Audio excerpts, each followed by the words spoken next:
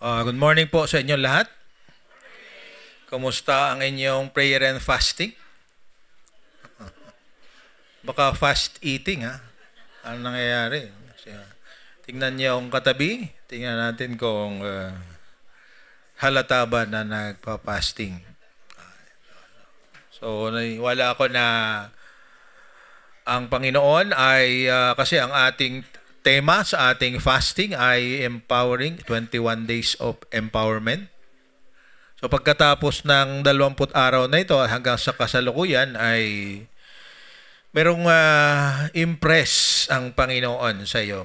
Una yung ano yung magiging role mo sa kanyang katawan. At pangalawa, maaring meron kayong minimiti na makamtan sa taon na ito na ipagkakaloob ng Lord ay ang maganda ay i-list down natin. Sabi niyo yung ating prayer list. At kahapon ay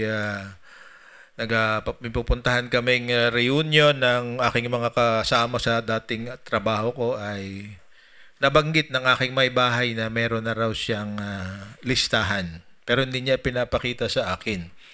Pero meron siya sinabi na sana ay matupad.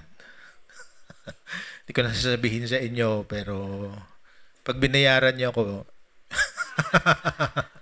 Alright. So, kasi yun nga, isang bagay na tayo ay hingi ng kapangyarihan dahil meron tayong gustong makamtan. And I believe na sa pamamagitan ng patuloy nating pag-ipag-usap sa Kanya sa ganitong panahon, meron siya sasabihin na ibibigay niya. Dahil alam niya na kapag nakamtan mo yon, hindi lang magiging thankful ka, mapagpasalamat, kundi kung ano man yung pinapagawa niya ay magiging kayong masigla sa paggawa noon. Kasi yung ibig sabihin ng empowerment, encouragement, enthusiasm. Yung salitang enthusiasm ay buo ng dalawang Greek word. En, ibig sabihin doon, and theos in God. So our goal for our fasting and prayer this year, is for us to experience the encouragement. We receive the enthusiasm, yung kasiglahan.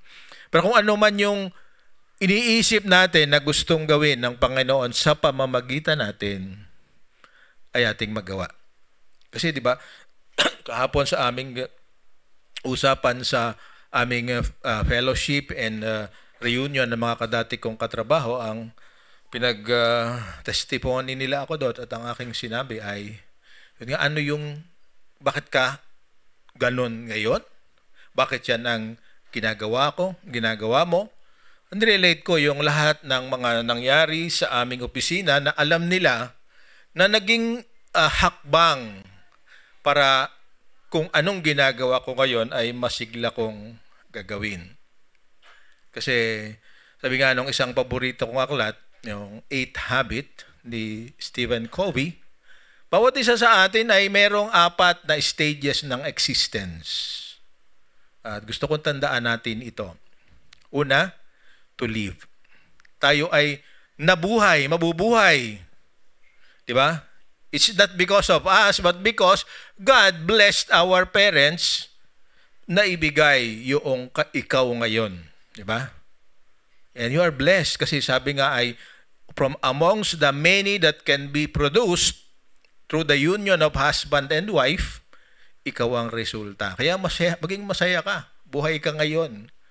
Hindi ka, meron ka opportunity para magpatuloy sa paglago. So, pangalawa, to learn. Tayo ay tinulungan ng ating mga guro, ng ating mga magulang para matuto.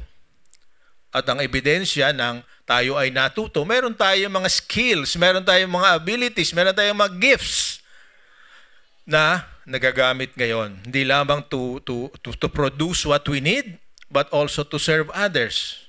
So, yun yung to learn. And then, pangatlong stage ng ating existence, to love. Tayo ay matututong magmahal. And it's not only related to the relationship between husband and wife, ito ay para tayo ay magbuhay sa isang community. Katulad ng sinabi ni Pastor Arnold kanina, we are here to exist as a community. We cannot live by ourselves. Diba? Sabi ng Lord Panginoon, ng Panginoon mismo sa unang talalaki na sabi niya, hindi mabuti na siya ay nag-iisa. Kailangan niya ng helpmate, kapartner. And then, sa ating community, hindi lamang isa ang binigay, napakarami. And then, lastly, pang-apat na stage na dapat ay ating laging pag-isipan at yun ang ating gawin habang tayo nagpa-fasting ngayon, to leave a legacy. Mag-iwan ng pamana. Ano bang sasabihin ng tao kapag ka ikaw ay nakalagay na sa loob ng kahon? Diba? Yun ang introduction ni Stephen Covey sa kanyang aklat na 7 Habits of Highly Effective People. Anong gusto mong sabihin ng mga taong nakakilala sa iyo, naranasan ang iyong existence kapag ikaw ay naroon na sa loob ng kabaong? So yun, masyado namang morbid yan. But it's a reality that we have to think about. Pero sa along the way, bakit ko sinasabi ito? Along the way, dahil iba-iba nga yung pace, iba-iba yung labi nating hakbang at stage ng paglago ng bawat isa. At meron tayo mga karanasan na naging dahilan kung bakit naniniwala tayo sa isang bagay. At kumisay napakahirap iwanan yung dati mong karanasan, yung dati mong ginagawa, yung iyong habits. Kaya pinag-usapan natin noong Sunday, kailangan nating maging matyaga sa isa't isa dahil yun nga, binigyan tayo ng kalayaan ng Panginoon. Grace, di ba? Kahit hindi ka karapat-dapat na ikaw ay tawaging anak ng Diyos nang kinilala mo si Kristo bilang Panginoon at tagapagligtas, kahit hindi ka pagganap na nagbago, ang turing niya sa iyo ay anak ka niya. At dahil anak ka niya, at meron kang mga pribilehiyo na hindi kayang matanggap ng iba. So you have liberty. So pinag-usapan natin lang Sunday sa Romans chapter 14, 1-12.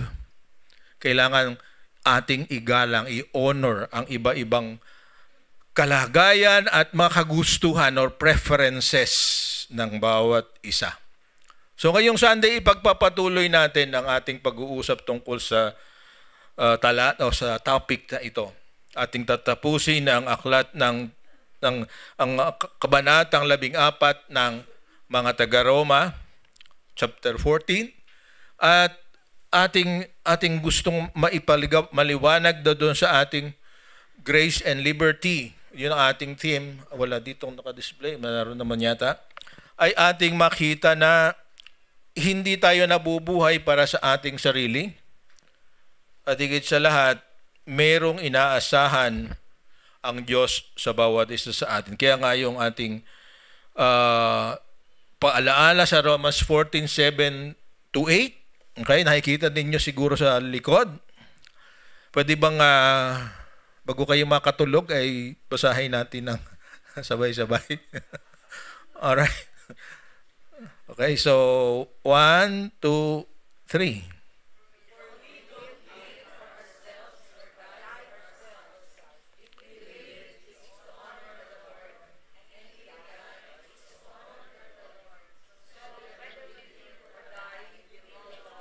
Yeah ba? So, yan. Honor the Lord. Honor the Lord. Belong to the Lord.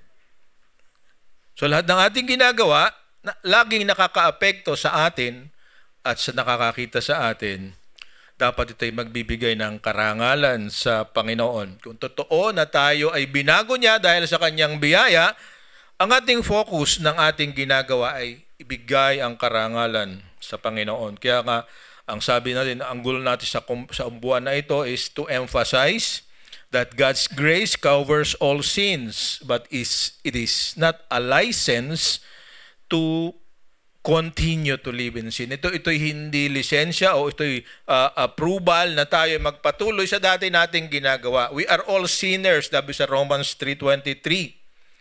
But we are all forgiven.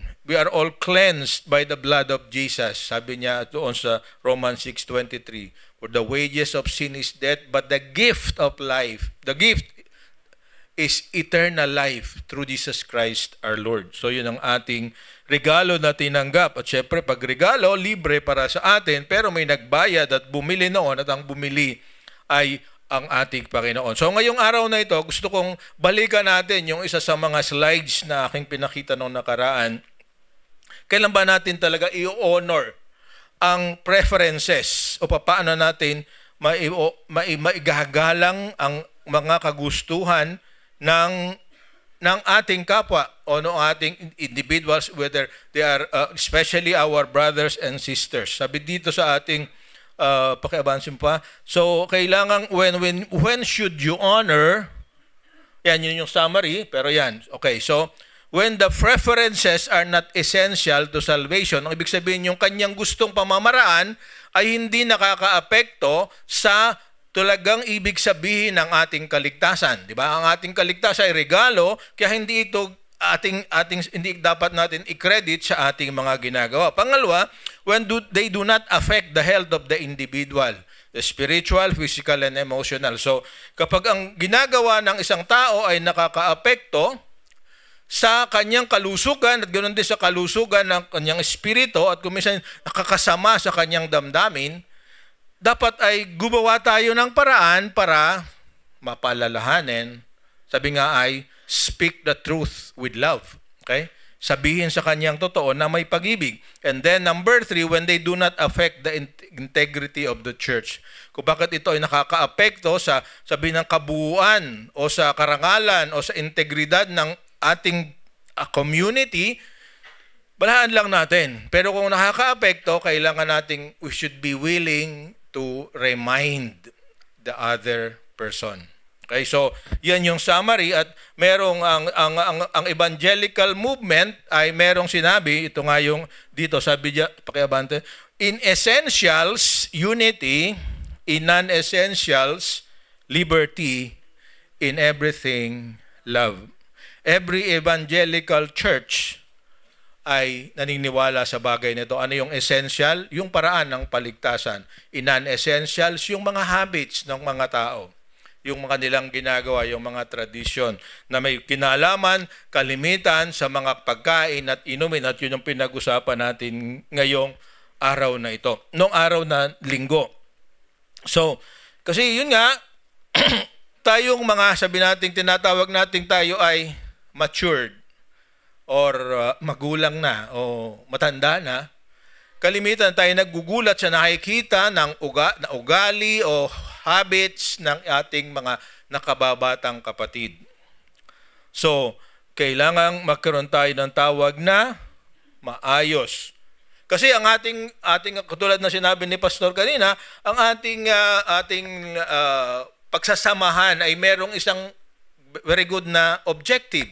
Gusto natin ang bawat isa ay unti-unting lumago. Okay? Kaya lang merong ang tanong, bakit kung gusto nating lahat ay lumago, ito yung tanong natin. Ayun. What hinders new believers to grow in his faith and relationship with the Lord? Okay? Ano ba yung nagmahad lang? Ikaw mismo, isipin mo ngayon sa mga sandali na ito. Ano ba yung dahilan? Kung bakit kung minsan, meron akong gustong gawin na atubili ako or parang ayoko ituloy. Kahapon sa aming small group meeting kina Kuya Dex Gaspar, ito rin ang aking introduction, sabi natin icebreaker. Ano ba yung bagay na alam mong tama na gusto mong gawin, pero parang hindi mo gustong gawin? Gusto mo na ayaw mo, di ba? Maraming bagay at nakakatuwa yung naging tanong, sagot nila. So ngayon, specifically, ang isang dahilan kung bakit minsan hindi tayo pantay-pantay ang hakbang at level ng paglago ay sapagkat hindi balanse tayo mismo sa ating ginagawa.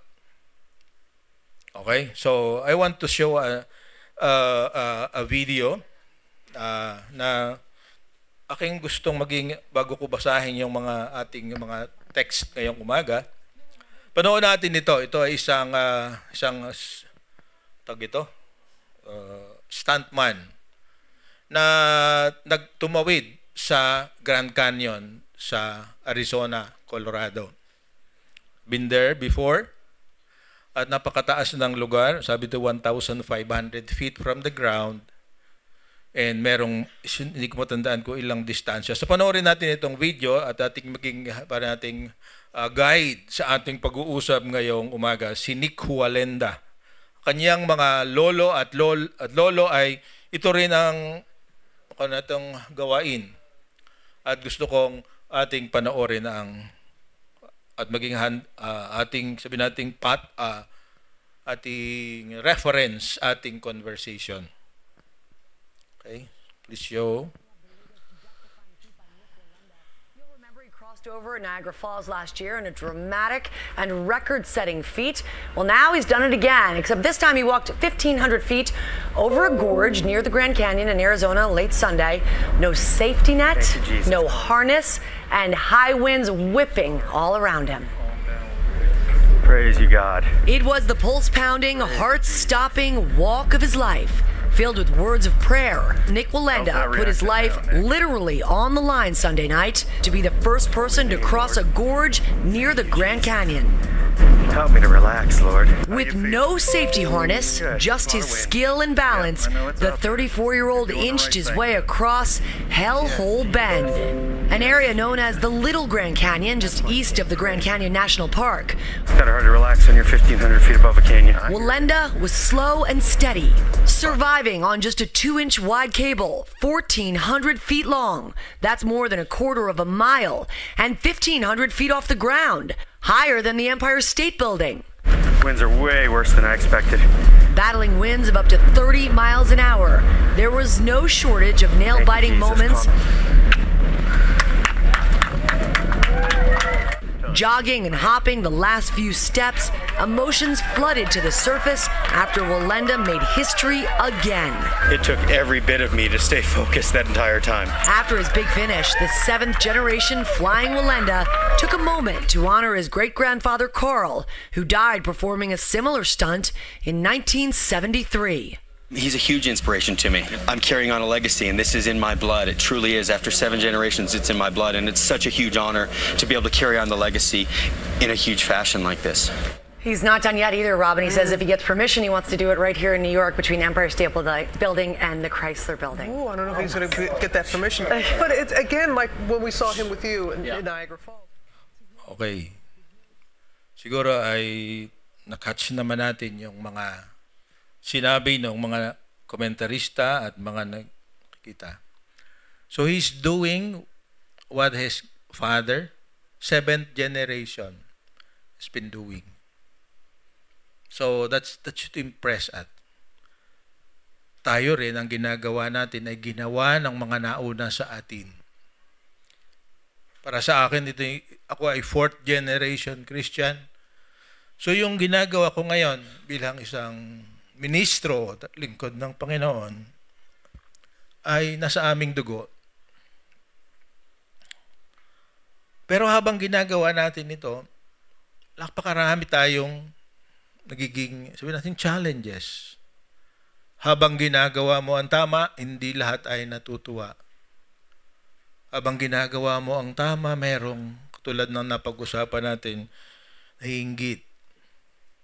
At kuminsan nga dahil sa pagbabago ng pamamaraan ng paggawa ng isang bagay, hindi naiintindihan ng iba ang ginagawa mo.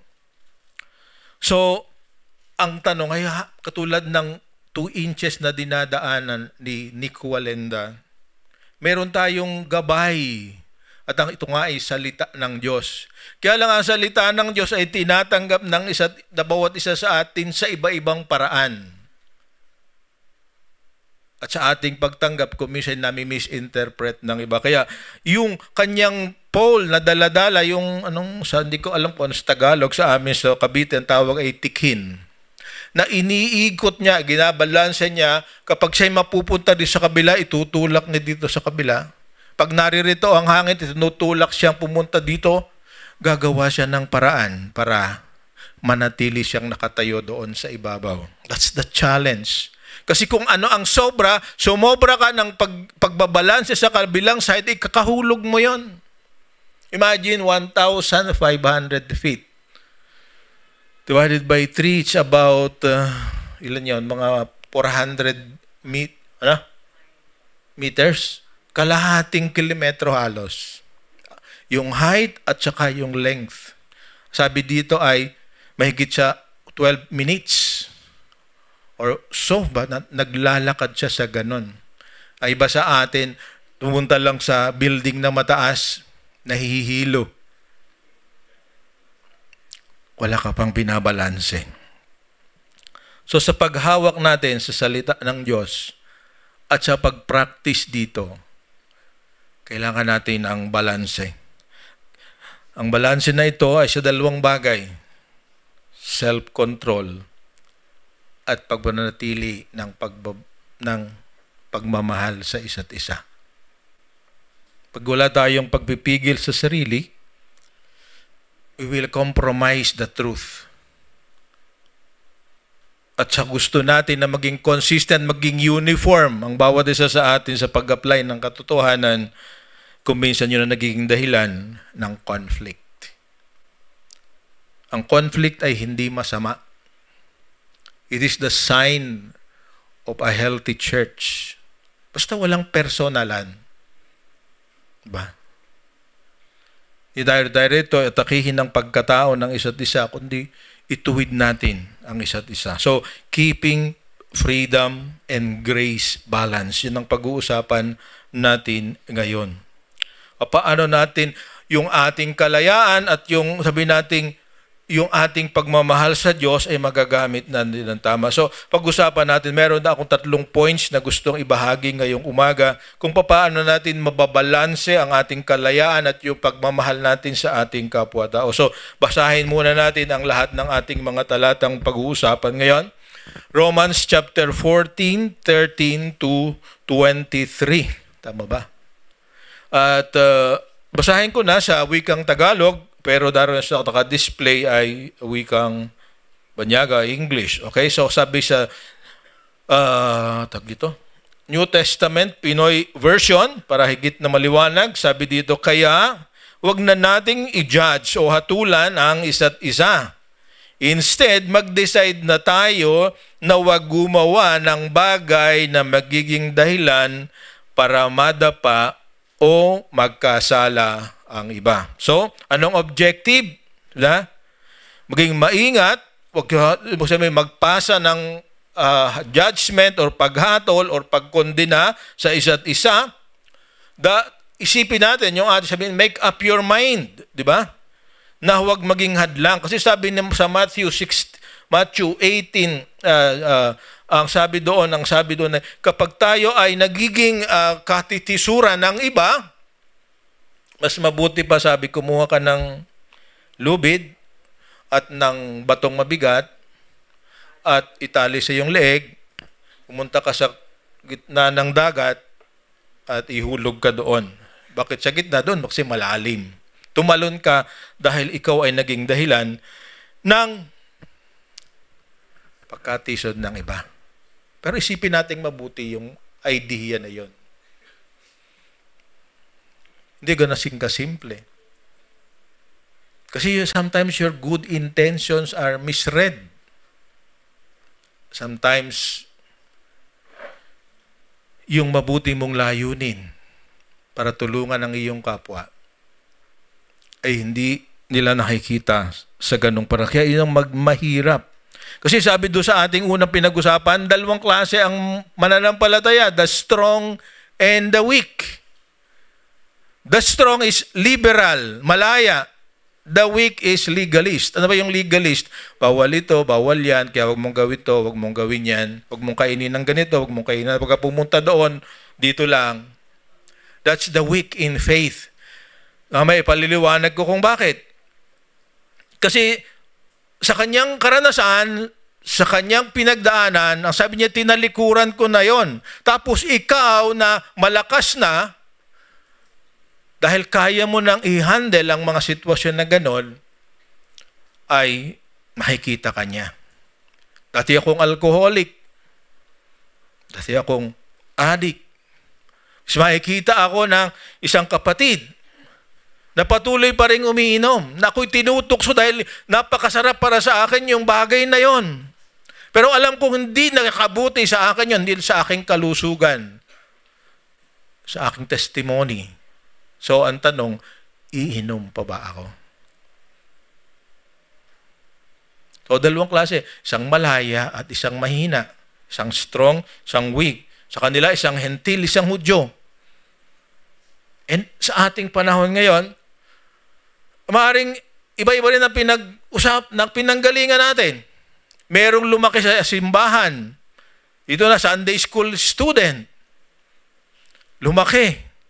Meron namang nakarinig lang ng ebanghelyo noong siya'y nasa kolehiyo o nasa trabaho, na meron siyang mga bagay na ginagawa. Yung isa curious naman, yung Sunday school. Tas, problema ko nga ito noon eh.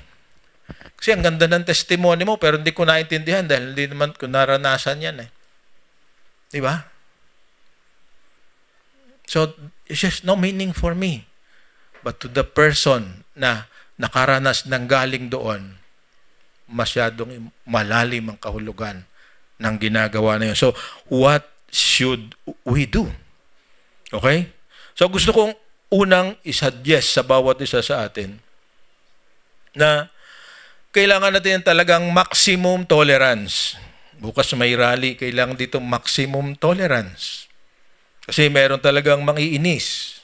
Meron akong kaibigan na talagang kasama sa first quarter storm. Alam ni Kuya Emil to. Di ba? Mga panahon namin ito sa kolehiyo. Sabi niya talaga na mga objective namin ay hamunin yung mga militar para saktan kami. Dahil kapag sinaktan kami, mayroon na kaming dahilan at may tuturo namin na inaapi kami. It's the same thing sa church. Na kung minsan dahil sa ginagawa mo, alam mo namang ito'y walang masamang layunin, pero ginagamit ng kaaway para ikaw ay hatulan at sirain ang iyong paninindigan. So, gusto kong ating pag-usapan. Ano ba yung mga patakaran o principles? Nawawala lagi. Principles for keeping freedom and grace balance. Number 1, babasahin natin yung back text mamaya, accept that nothing is clean or unclean by itself. Kasi sa kanila doon, merong araw na banal, merong pagkain hindi banal, ba? Yung sa mga kosher at iba pang bagay. Para sa mga Hudyo, hindi dapat ginagawa yon. Pero sa mga hintil, wala namang problema doon. Kasi kahit anong pwede nating kainin, pwede naman. Kasi sabi nga rin naman sa mga Hudyo, sabi niya, basta nagpapasalamat. Okay? So, natin bibigyan ng mga example, marami example. Pero ito ay hindi lamang tungkol sa pagkain. So, accept that nothing is clean or unclean by itself. So, basahin natin yung sinasabi dito, verse 14. Sa verse 15 pala. Hanggang 15 to the following. Dahil sabi dito sa verse 14, dahil sa pagkaisa ko sa Panginoong Jesus, I am convinced, sabi niya, na alam ko na at sigurado ako na walang pagkain na natural na marumi. Okay? Pero kung iniisip ninyong marumi ang ibang pagkain, magiging marumi ayon para sa inyo. Kung nasasaktan ang kapatid mong marumi nga ayon sa inyo, kung nasasaktan ng kapatid mo dahil sa kinakain mo, hindi ka na nagpapakita ng pagmamahal.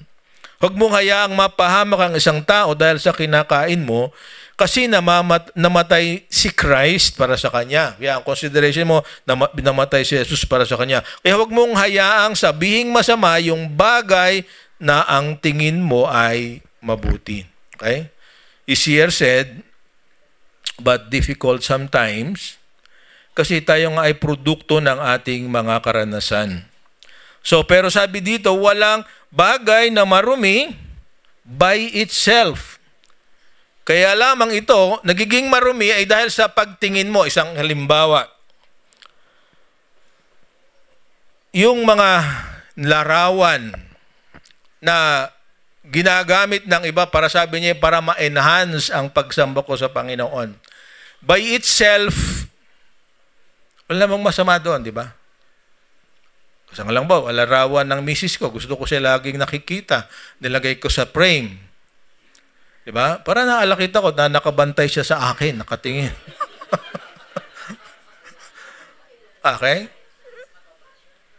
So, walang masama doon. Okay? Ang problema doon, kapag sinagsimula na ako na lahat ng sinasabi niya, dahil siya ang misis ko, yun na lang ang ginagawa ko. Siya na ang aking idol. Diba? Kung sabi niya, talon ako. Lakad ako. Talon, ikamamatay ko. Talon pa rin ako. Di ba? Kung minsan ganun. Ayong, sabi natin, extreme ang illustration. Pero kung minsan meron tayo mga ginagawa na hindi natin naiintindihan. Meron paulit-ulit kong illustration ito na lalagpasan na yung Pasko. Pero nagamit ko ito sa aming opisina rin. Merong mga kagwalian tayong minana sa ating mga nauna sa atin. At uulitin ko yung istorya. Merong isang manugang na kasama yung kanyang biyena na naghahanda para sa Pasko. Pasko may hamon. Masarap ang hamon pagka nilagyan ng pineapple at binake mo muna uli. Diba? Bago mo kainin. So, nag-o-observe yung lalaki sa kanyang may bahay at nakita niya yung dulo noong hamon ay kanyang pinutol. Medyo kuripot yung lalaki. Mahal eh. Ano yung pangalan yung... ano yung ham na masarap na... Excelente. Ay, pinutol yung dulo. Tapos tinapon. Sabi niya, sayang. Bakit mo ginawa yan? Sarap-sarap niyan eh. Sabi ng may bahay, si mami, pagka ginagawa yan, pinuputol yung dulo. Okay? So, pinuntahan niya ng biyenan. Tinanong, bakit po pinuputol yung dulo? Sayang yung dulo ng hamon. Sabi ng nanay, yan din ang ginagawa ng nanay ko, di lola ng lalaki. Okay? So, salamat at buhay pa yung lola. So, dahil lang hindi mapakali, dahil kuripot nga, sayang na sayang yung kaprasong ham. Sa halip na kanya makakain, nakain ng aso, excelente, ang sarap. Okay? So, libreng advertisement. O, ngayon, punta siya sa biyenan niyang lola. Sabi ng lola niya, kasi ang liliit ng oven namin noon, kaya pinuputol. Okay?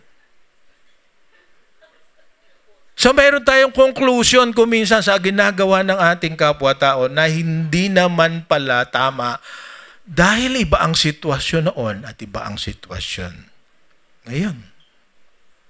So, that's what we are talking about here. Kaya nagiging marumi o hindi dapat ang isang bagay dahil nothing is unclean by itself.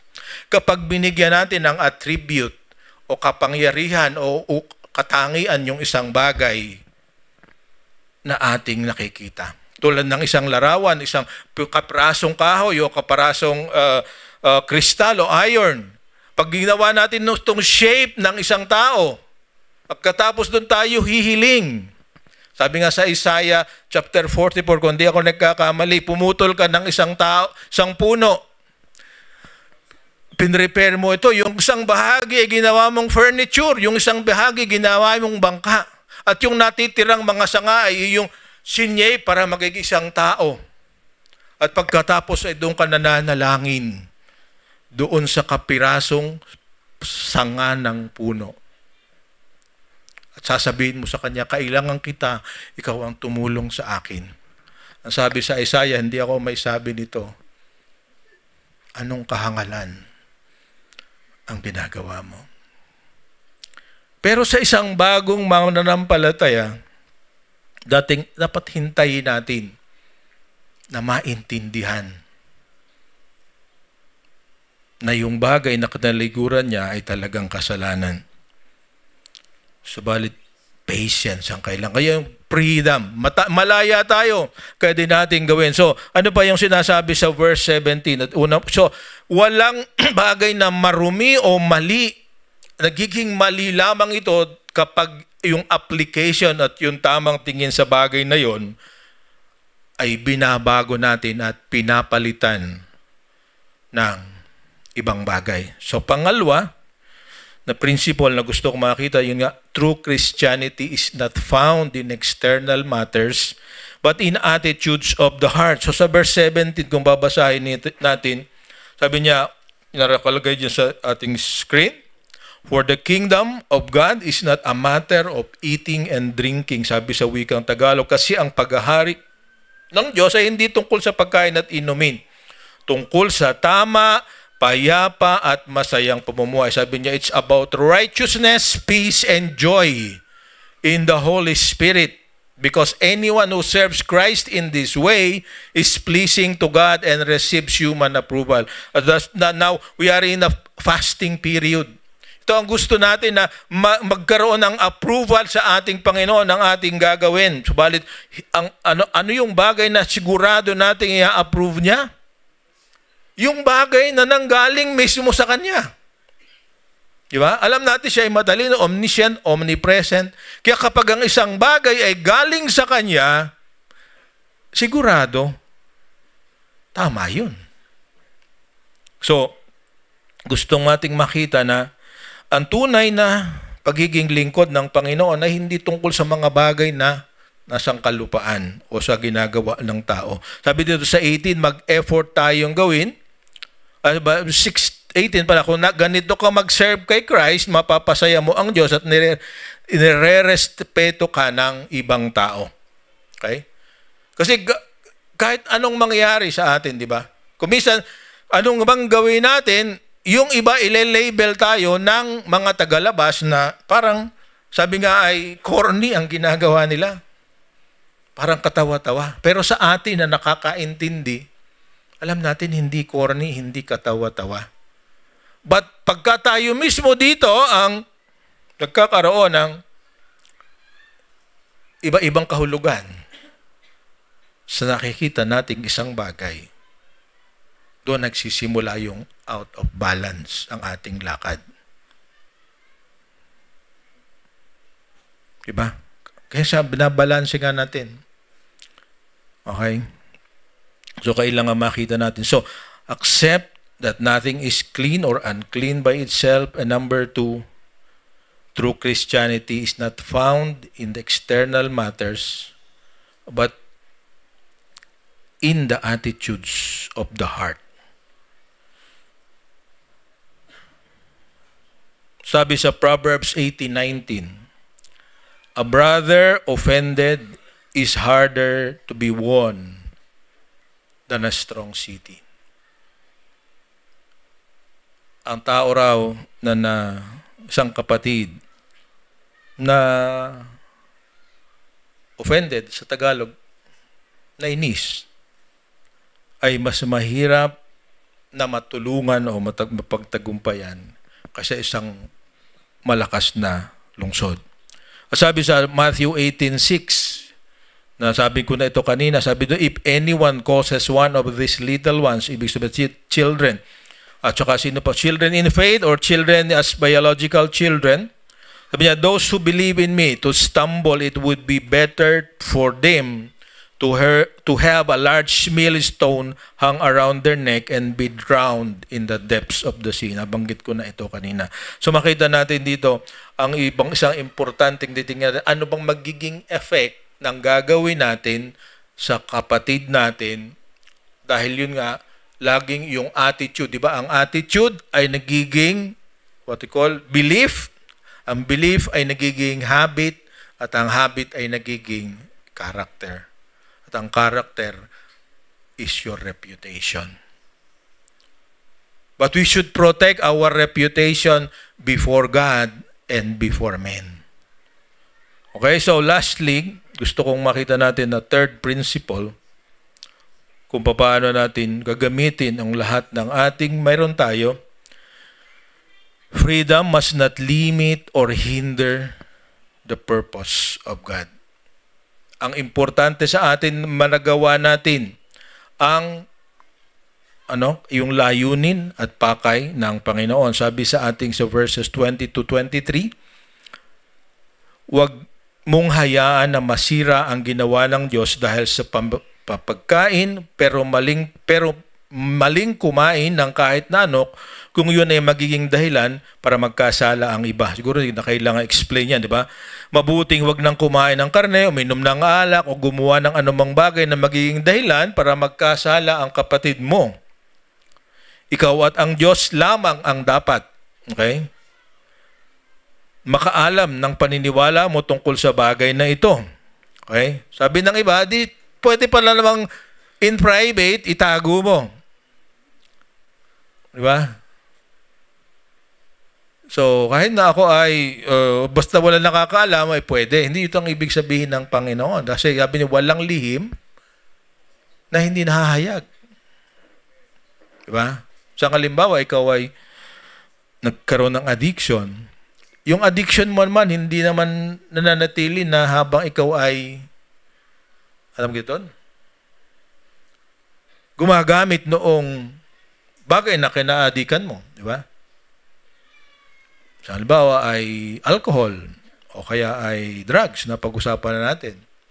There will be evidences later on na gumagamit ka ng bagay na yon, di ba? Amen? So, hindi mo pwedeng itago. So, kahit na itago natin na isang bagay dahil sabi wala namang ibang nakakaalam, dahil ang addiction is a habit that numi-increase ang tolerance, di ba? Kasi katulad nga ng alcoholism, nagsimula ka sa isang shot, napalitan ng isang bote, napusan ng isang case, hanggang hindi ka na makapagtrabaho ng hindi ka nakainom. So yun yung kaya yung malaya ka dahil lahat naman ng ibinigay ng Diyos ay sabi nating malaya mong gamitin. Kaya lang kung ito'y makakasama sa kalusugan ng personal mong katawan at sa testimony mo bilang anak ng Diyos, sinasabi dito sa atin ni Apostol Pablo, na huwag nating pagpilitang gawin. Sabi sa verse 23, pero kung nagdududa, yan nakalagay din dyan, sa isang tao, ang isang tao sa kinakain niya, nagkakasala siya kasi ayon sa paniniwala niya hindi ayon sa paniniwala niya ang ginagawa niya. Kung labag sa sariling paniniwala o sariling konsensya ang ginagawa ng tao, kasalanan 'yon. So live up to your conviction. Kahit may nakakakita at kahit wala, kapag ang naniniwala ka ng isang bagay ay tama o isang bagay ay mali, panindigan mo ang pinaniniwalaan mo. Amen? Huwag kang magpadala sa peer pressure. Kasi ang tunay na matalino at ang tunay na may paninindigan ay yung tao na hindi nadadala sa buyo ng iba. Kasi meron tao na ginagawa ang isang bagay dahil ginagawa naman ang lahat. Pero at tandaan natin, kahit ginagawa ng lahat, pag ito'y labag sa kautusan ng Panginoon, kasalanan pa rin. At sasabi nga dito, kung ikaw mismo, alam mong mali yun, pero dahil gusto mong pagbigyan ng iba, sabi ay, nagkakasala ka.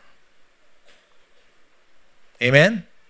Simpleng principle, pero kung bisa napakahirap ipamuhay. Kaya nga dito sa bandang uli, ang sabi sa atin, Panginoon, sabi niya ay, ikaw at ang Diyos ang dapat na nakakaalam nito, hindi ayon sa iyong ginagawa, at higit sa lahat, kailangan makita natin na, yun nga, lalo na sa panahon na ito, na tayo ay nagpa-fasting, the Holy Spirit will enable us to do what is right. So, anong ang ating aplikasyon o paano natin gagamitin ang mga bagay nito? I have listed three things to maintain balance between our freedom and our love for others. Number one, be sensitive to people's reaction, to possible reaction, and graciously adjust your behavior Accordingly, sa wikang Tagalog, maging sensitibo ka sa pwedeng mangyari kung gagawin mo ang isang bagay at ayusin mo ang iyong kilos accordingly, na ayon sa nararapat.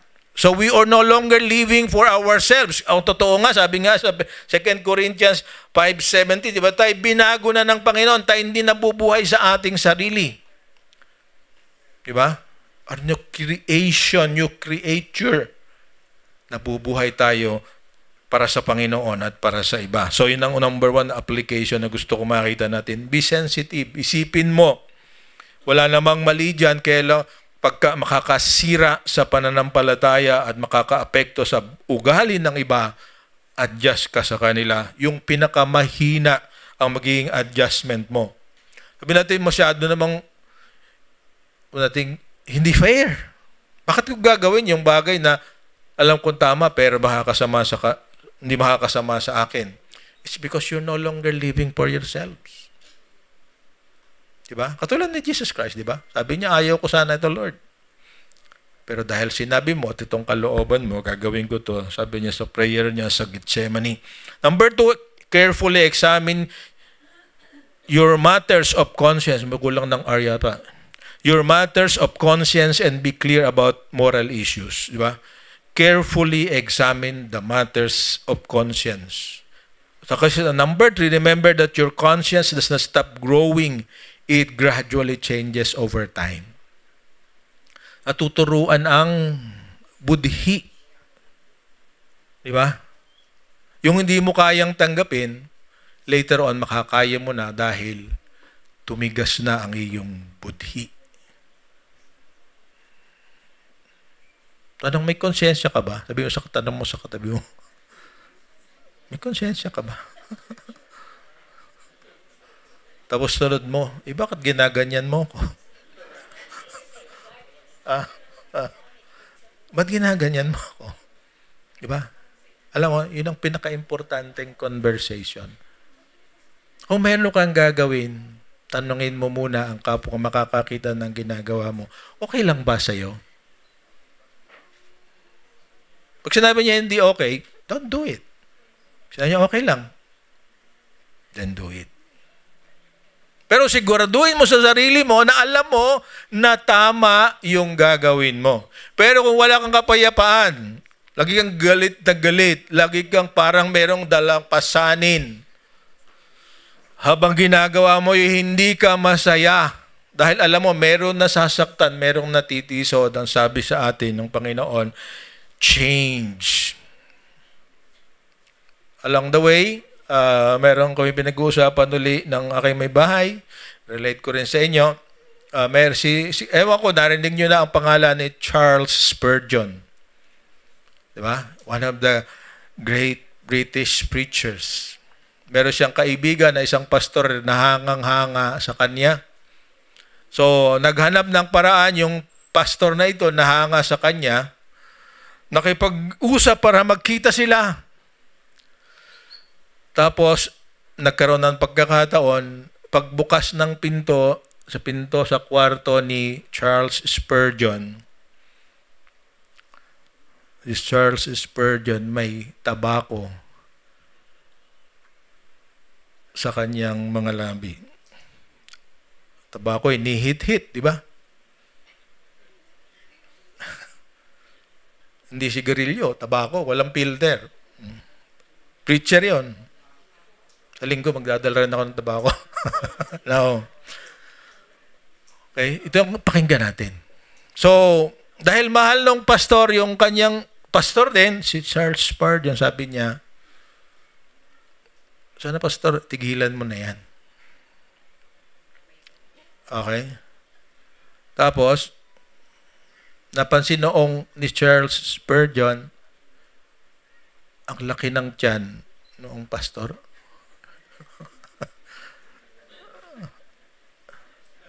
Sabi ni Charles Spurgeon sa kanya, pag tumigil ka na sa iyong katakawan, titigil rin ako sa aking pagsisigaro. What I am saying is this, napaka-importante na we watch over each other. Amen? Yung accountability natin sa isa't isa. Yung isa, addiction. Yung isa, gluttony. Parehong mali. Pero dahil sila'y nagkasundo, natulungan nila ang isa't isa para ituwid yung alam nila, nahihirapan silang pigilin na mali. So ang tanong, sino yung accountability partner mo? Siguro one of the things na pwede nating ipag-pray sa taon na ito habang tayo'y nagpe-prayer and fasting. Give me, Lord, a partner who will correct me when I'm wrong.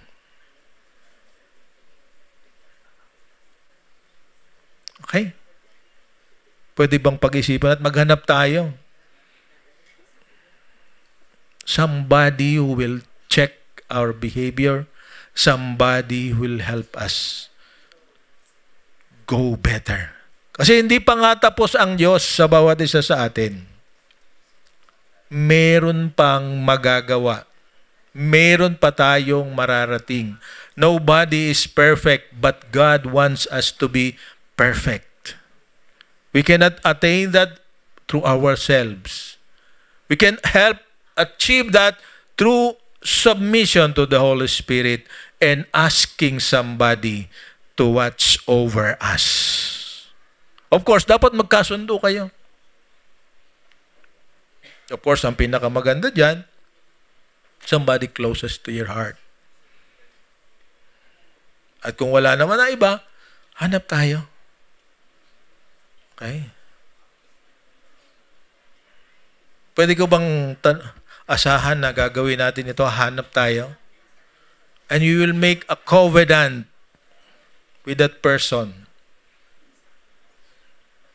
Bro, kahit saan narong ka, pag-pray mo ako, higit sa lahat, pag mali ako, diba? Kurutin mo ako. Sampalin mo kung kailangan, batukan mo kung kailangan, basta simula kailangan yung sense ko ng tama ay maibalik. Pwede ba, mga kapatid? Ako, meron dalawa, okay. Yung iba, naghahanap pa. Good, good. Pwedeng asawa. Pero pag hindi kayo nagkakasundo sa ibang bagay, hanap ka na iba. Kasi baka away lang ang mangyari. Pero asawa mo pa rin. Should be somebody siguro na kasi talo na kami dyan eh. Di ba, Kuya Mike? Talo tayo pagka-asawa. Kasi baka yung larawan niya, sasambahin na rin natin.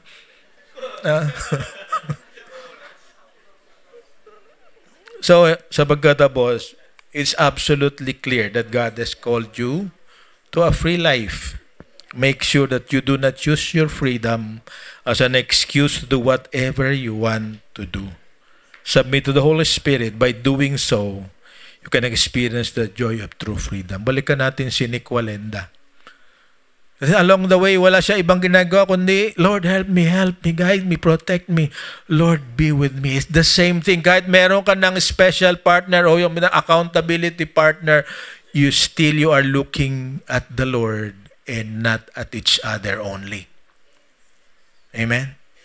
Kasi kung minsan sila maliligaw at yung mali na ginagawa mo, ginagawa pa rin niya. Hindi mo siya maaasahan na yung maling ginagawa mo, itutuwid niya dahil parehas kayo ng pinaniniwalaan. Kaya maganda yung hindi ka, sabi natin, hindi mo mababali na siya ay alam ang katotohanan at higit sa lahat may bigyan mo siya ng karapatan na itama. At kung hindi kayo nagkakasundo, then go to the Lord or go to another authority. Ba? Ang ating responsibility. Sabi ko nga kahapon sa aking mga kasama sa opisina, sa lahat ng ginawa ko, siguro hindi niyo ako nakitang umiyak noon tayo magkakasama. Naiyak ako sa galit sa inyo, pero hindi niyo nakita. Pero nang tanggapin ko ang responsibility na ito sa harap ng kongregasyon, sa harap ng aking mga kasama, Kung minsan naiiyak ako. Hindi dahil sa awa sa aking sarili, pero kung minsan kasama na yon. Pero doon sa panghihinayang sa kaluluwa na nagtutumigas at gusto ang sundin ng sarili niyang kalooban. I know you are being changed. And I'm trying my best to be patient with all of you. Because the Lord loves you and I love you all. Hindi ko kayang iparamdam na individually pero naririto ako. Anytime you need me to you ask question at sa abot ng aking makakaya, I promise the Lord and I promise myself to be available, to listen, and to help you think. I do not have the answers, but if we think together, then we can arrive at the proper solution. So mga kapatid, tandaan, mahalin natin ang isa't isa, pigilan natin ang ating sarili, higit sa lahat, balikan ko yung sabi, honor the Lord, because you belong to the Lord. Amen. Let's pray. God and Heavenly Father, madaling pag-usapan, madaling sabihin. But Lord, without your Holy Spirit, hindi namin kayang gawin. So Lord, as we pray and fast these weeks, give us the desire and the power to be changed by you and to live for you and you alone. This is our prayer in Jesus' name. Amen. Pagpalain kayo ng Panginoon.